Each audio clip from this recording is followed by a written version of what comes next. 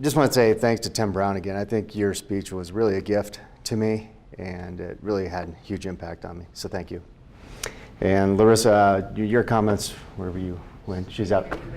That's good. But her contribution was the 8,000 employees that they have covered with Time Warner, and that 50% of them are on mental health.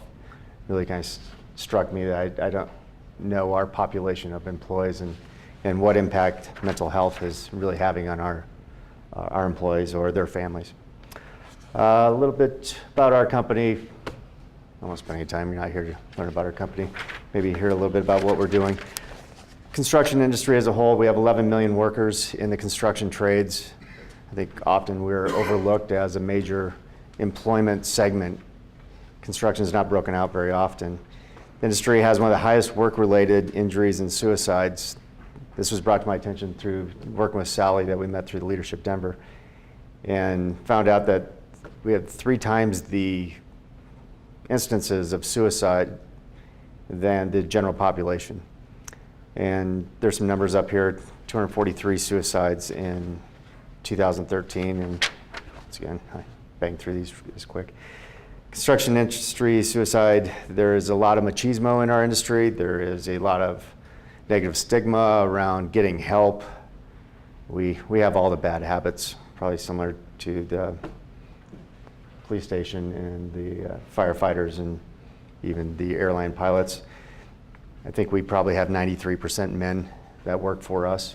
It wasn't for a lack, so if you know any women looking to get into the trades, we'll hire them. It just doesn't happen very much.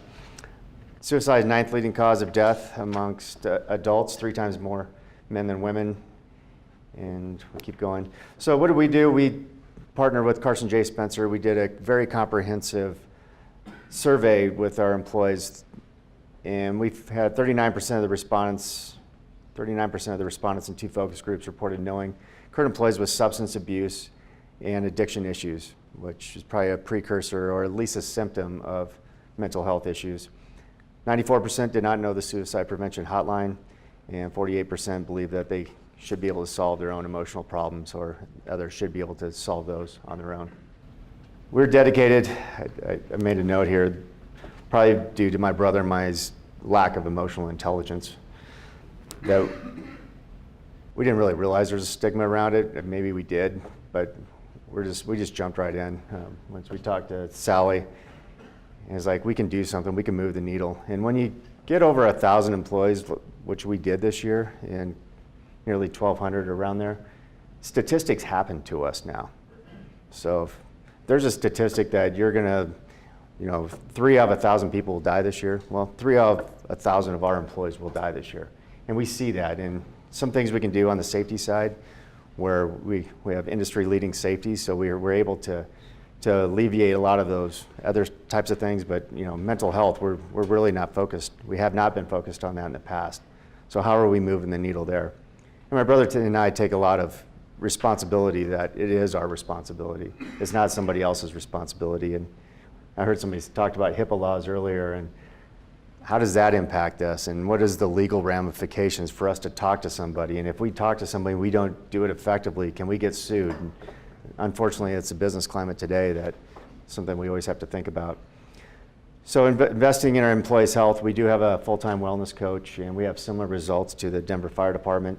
Our insurance premiums the last 3 years have been flat. We're way under our claims projections this year. And we're doing a lot of good things on the health and get tobacco cessation and all these things that are easier to talk about. But now we're going to be sending our wellness coach to Sally's mental health suicide awareness program. We proved that this week, and she really gets out. She gets out in front of all of our employees, and we get tremendous feedback to moving the needle there towards people's physical health. But now let's move it upstairs to the mental health. And my philosophy is that, I think it's an old Indian proverb, when the student's ready, or somebody said this, and you guys probably all know, when the student's ready, the teacher appears. And we launched a campaign that every week in our weekly newsletter, I think it goes out to about 1,300 people, and we have about 50% of the people that actually open it. So It's hitting 650 people we track. But it's a highlight in top center is mental health and suicide awareness and suicide prevention. So we follow that when the student's ready. Hopefully that if somebody has those types of issues, that we are putting something in front of them that they can latch onto. I also go out to our job sites. We may have 10 people on a job site, or we could have 120 people, and we cook them lunch and stuff. Then we talk a lot about what our benefits are to our employees, and we talk about the employee assistance program, which somebody else touched on, that's very underutilized. And I talk about suicide prevention and bring it to their awareness that 3 times. And what are the results of that? I've had a lot of people come up to me and thank me for that, and like, hey, thanks for talking about that and bringing awareness to it. So we have added substance abuse and alcohol treatment to our wellness program now, that hopefully we can start not just treating the symptoms, but treating some of the issues. And we have 3 free mental health evaluations that people can go to a counselor. I personally have sat in conference rooms, dialed the number to our EAP, handed it to an employee and said, okay, I'm leaving now, because they didn't have the courage to do it. So that's our responsibility. Everybody in this room today, it's our responsibility. And we give wellness incentives to people that get engaged in our program. I think they can save $90 a month on their wellness and on their insurance if they use our insurance. The next one.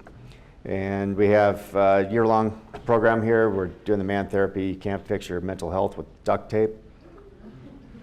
So we handed out hard hat stickers, because it's all about the hard hat stickers in our industry. Firemen probably would do the same thing if they allowed them to put stickers on them, right? But so we got them hard hat stickers. We got little coasters we put on everybody's desk and so forth. And we're really trying to bring this forward to our people. And then we're working with Carson J Spencer to train our supervisors.